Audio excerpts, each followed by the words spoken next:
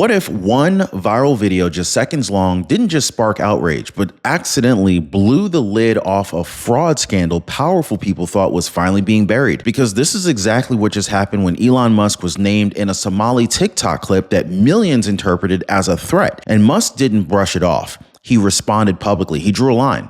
And when he said, "Then it's war," everything changed. So here's where this stops being about internet drama and it starts being about you. While the media tried to frame this as misunderstood words and context, something else resurfaced. Minnesota's fraud scandal, the one that's involving childcare money, nonprofits, and taxpayer dollars that never reached the people that it was meant for. Yeah, that one. The same scandal that Nick Shirley exposed. The same scandal that Governor Tim Walz tried to push past. The same story CNN seemed desperate to move on from. And ask yourself this. Why did panic set in so fast? Why the sudden walkbacks? Why the scrambling defenses? Why did a single Musk response reopen a case that powerful interests wanted closed? Well, it's January 2026. President Donald J. Trump is back in office. People are stretched thin. Taxes are crushing. Housing is out of reach. And Americans are done being told nothing is wrong. Meanwhile, their money disappears. Well, tonight, we're breaking down the exact moment that this narrative collapsed. More importantly,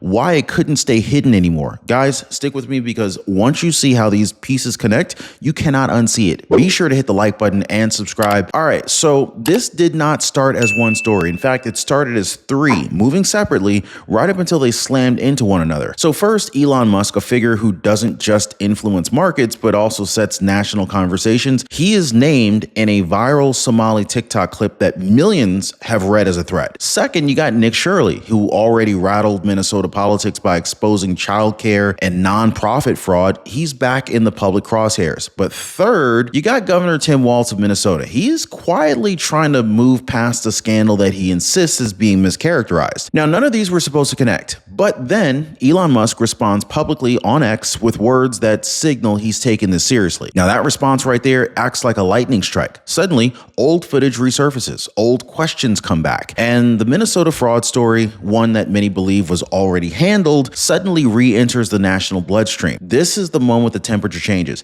because once these threads tie together, it's no longer internet drama. It's now power, accountability, and money colliding in real time. Now, if you think that this was accidental, keep on listening, okay? So this viral clip didn't just travel because of length or production. It traveled because of tone. The words weren't shouted. They weren't frantic. They were just delivered casually with a smirk, with a confidence that kind of made people stop scrolling. Millions of people didn't hear dark humor. They heard certainty. And on the internet, certainty is what turns a comment into a perceived threat. Now on X, interpretation spreads faster than clarification ever can. Once enough people decide something feels real, intent becomes irrelevant. Context loses the race, screenshots replace explanations, and this is exactly what happened here. The clip was shared, clipped again, and then framed not as opinion but as a warning. This is exactly why this reaction was instant, not because of who said it, but because of who it was said about. Elon Musk, guys. When a figure with that profile is named this way, the rules change. The public reads it differently. Authorities read it differently. And the person who posted it realizes very quickly that they've stepped into a space with some consequences. And that realization came real fast. So what made this moment completely different wasn't the volume, it was the intent. When Elon Musk responded publicly with "then it's war," it wasn't a meme or a flex. Elon Musk has dealt with threats before, but this time the context mattered. A named individual, a viral clip, and a platform that he owns where responsibility doesn't end at speech, it extends to safety and precedent. So on X, Musk wasn't just reacting as a private citizen. He was acting as the steward of a digital town square that has already been scrutinized for how threats are handled. Now that raises the stakes instantly. When someone with Elon Musk's reach treats a statement as serious, others follow. Media, law enforcement, the public. So this is where the story stops being about just one TikTok and becomes about consequences. Musk, he drew a boundary and he made it very clear. Certain lines, once crossed, they don't get walked back quietly. And the ripple effects were immediate. And what you're watching right now, this is exactly how people lose financial security without even realizing it. A woman reached out to me recently and said that her emergency fund vanished after just 2 medical visits. Her Medicare plan covered the appointment, but not the procedures. No warning, no heads up, just bills. And she told me, I felt broke again. That's the part that nobody explains. It's not the big emergencies that wreck people. It's the small, uncovered gaps that quietly drain years of discipline. This is why I partner with Chapter. They don't sell you hype. They review your Medicare coverage to make sure that one bad month doesn't erase years of savings. They catch the stuff that most plans quietly leave out. Now, most people watching the show right now, they're already calling the phone number at the bottom of your screen right now, 909-563-8279, or they're clicking the link down below in the description of this video, askchapter.org/Ron, not because they're panicking, but because they want certainty. All right, so let's get back to the story, because what happened next, this is where things finally started to unravel. So the shift was unmistakable. Within hours, the Somali TikToker's posture completely changed from confidence to damage control. Clarification videos appeared, language softened, intent was reframed, fear entered the voice. Now, this wasn't speculation. This was observable sequence. Panic doesn't announce itself. It reveals itself through urgency. People don't scramble like that over jokes. They scramble when power enters the room. So once Elon Musk responded, the calculus changed. What had been framed as misinterpreted words suddenly looked like a potential liability. And when liability appears, explanations multiply. Notice what didn't happen though. There was no pause to let the moment cool, no waiting for context to land. Instead, there was immediate retreat. Now that tells you something, not about guilt, but about awareness. Awareness that the audience was no longer just followers, it was everyone. This is the inflection point, because when panic sets in this fast, it's usually because the speaker realizes the narrative escaped their control and it landed somewhere far more dangerous than anticipated. So here's the part where many people missed. The Minnesota fraud story didn't return, it was never resolved. It was simply pushed out of the spotlight. The daycare and nonprofit schemes tied to Minnesota, they were documented, charged in parts, and then quietly treated as if the public no longer needed updates. Millions in taxpayer dollars were questioned, oversight failures were acknowledged, and yet the larger accountability conversation stalled. That's why this moment mattered. The Musk controversy acted like a crowbar, prying open a door that officials hoped was sealed. Old clips resurfaced, old explanations were replayed, and suddenly the question wasn't, why is this trending?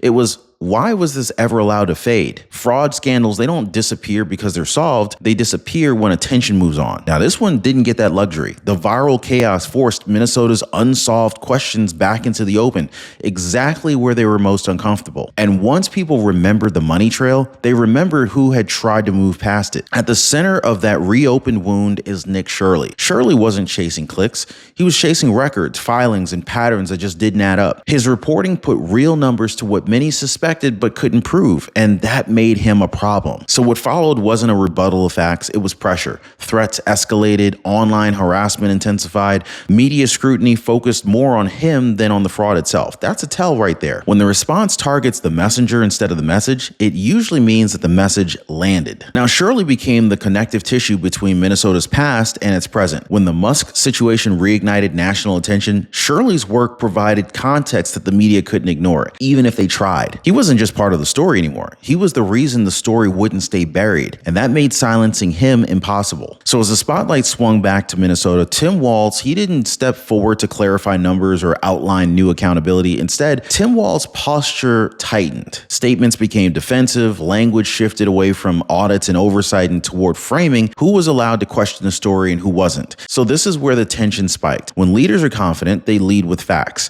When they're cornered, they lead with labels. Walz leaned hard on the idea that this criticism itself was the problem, not the underlying fraud. But that move right there carries risk, because defensiveness doesn't calm scrutiny, it only amplifies it. People watching, they weren't hearing reassurance, they were hearing avoidance. And avoidance raises a very simple question. If this was already handled, then why does it require so much protection now? The more Walz tried to wave the conversation away, the more it kind of looked like, something was still unresolved. Now, in politics, perception matters, and this perception was moving in the wrong direction. So then there's the media, especially CNN, and the way that the story was handled. I want you to notice the imbalance, okay? The fraud itself received limited follow-up. The exposure of the fraud, that became the focus. Who said it, how they said it, why they said it, anything except the money. Now that approach works until it doesn't, because audiences, they can tell when narrative policing replaces investigation. Viewers notice that the same outlets, quick to dissect tone and motive, they showed very little urgency dissecting where taxpayer dollars actually went. And once people notice that gap, the trust erodes real fast.